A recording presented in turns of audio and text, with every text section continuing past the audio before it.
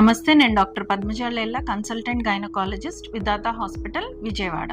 ఈరోజు మనం ఎండోమెట్రియోసిస్ అనే కండిషన్ గురించి తెలుసుకుందాం. ఎండోమెట్రియోసిస్ అనేది ఎండోమెట్రియం లేయర్, అంటే మనకి ఏదైతే నెల నెల బ్లీడింగ్ అవుతుందో యుట్రైన్ లేయర్, అది యుట్రస్ లోపలే కాకుండా యుట్రైన్ సర్ఫేస్ మీద కానీ, ట్యూబ్స్లో కానీ, ఓవరీస్లో కానీ, ఇంకా అబ్డామినల్ ఆర్గాన్స్ లైక్ బవెల్ కానీ, బ్లాడర్ మీద కానీ ఉంటే దాన్ని ఎండోమెట్రియోసిస్ అంటారు. ఇది 1 in 10 విమెన్లో మనం చూస్తాం. వీళ్ళు ఎట్లాంటి సిమ్టమ్స్తో ప్రెజెంట్ అవుతారు?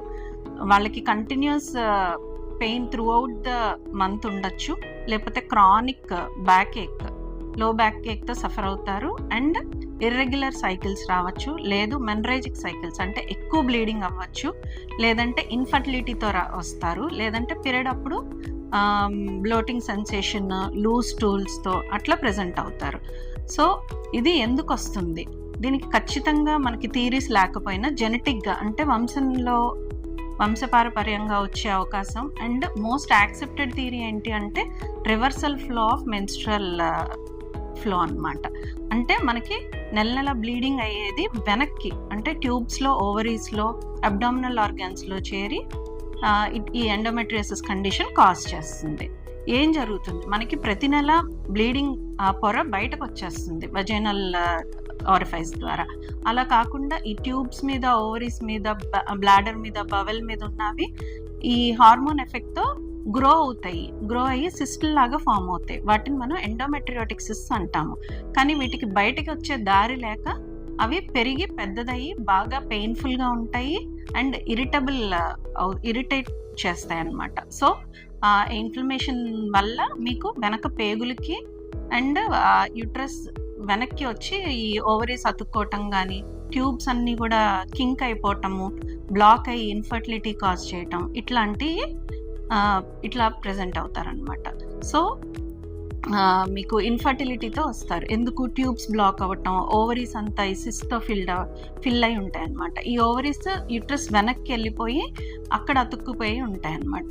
వాటిని కిస్సింగ్ ఓవరీస్ అంటారు. సో ఎట్లా డయాగ్నోస్ చేస్తాము ఈ కండిషన్ని అంటే, క్లియర్ కట్ డయాగ్నోసిస్ కాకుండా మనం మంచి హిస్టరీ, అంటే పేషెంట్ చెప్పిన హిస్టరీ, అండ్ మనం local examination, pelvic examination, ultrasound, and gold standard diagnostic tool వచ్చి లాప్రోస్కోపీ అనమాట. సో ట్రీట్మెంట్ ఏంటి? అన్ఫార్చునేట్గా దీనికి ట్రీట్మెంట్ అనేది 100% లేదు. మనం పెయిన్ ఉంది అంటే దానికి pain killers like Dolo, Meftal, Combiflam లాంటివి యూజ్ చేసుకోవటం, అండ్ ఆ ఎండోమెట్రియం పొర పెరగటం వల్ల వస్తుంది కాబట్టి మనం సప్రెస్ చేయాలన్నమాట. ఎండోమెట్రియం పీరియడ్ తగ్గించుకోవాలి. ఎట్లా అంటే బర్త్ కంట్రోల్ పిల్స్ కానీ అట్లాంటివి వాడి, అండ్ ప్రొజెస్ట్రాన్, ఈస్ట్రోజన్ వల్ల వస్తుంది కాబట్టి ప్రొజెస్ట్రాన్ అనే హార్మోన్ ఇవ్వటం కానీ టాబ్లెట్స్ ద్వారా, లేకపోతే మిరీనా అని మనం ఒక ఐయుడి వేస్తాం అనమాట యూట్రస్లోకి, అట్లా అది ఇన్సర్ట్ చేయటం వల్ల కానీ అదొక పద్ధతి.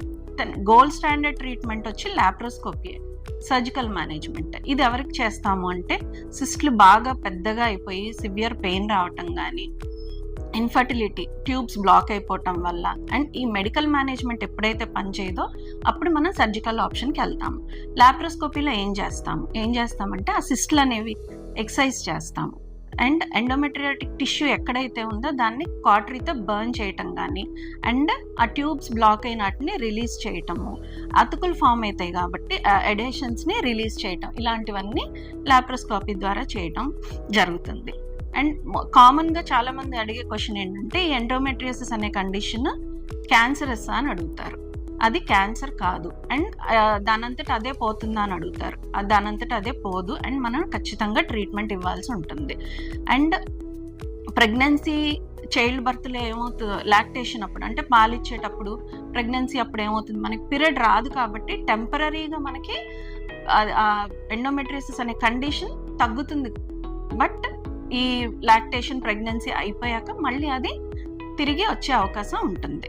అండ్ ఇవన్నీ కూడా ట్రీట్మెంట్ ఆప్షన్స్ అండ్ ఏం జరుగుతుంది అనేది. And most important, best diet మనం ఫాలో అయితే కొంచెం ఈ ఎండోమెట్రియోసిస్ని తగ్గించుకునే అవకాశం ఉంటుంది.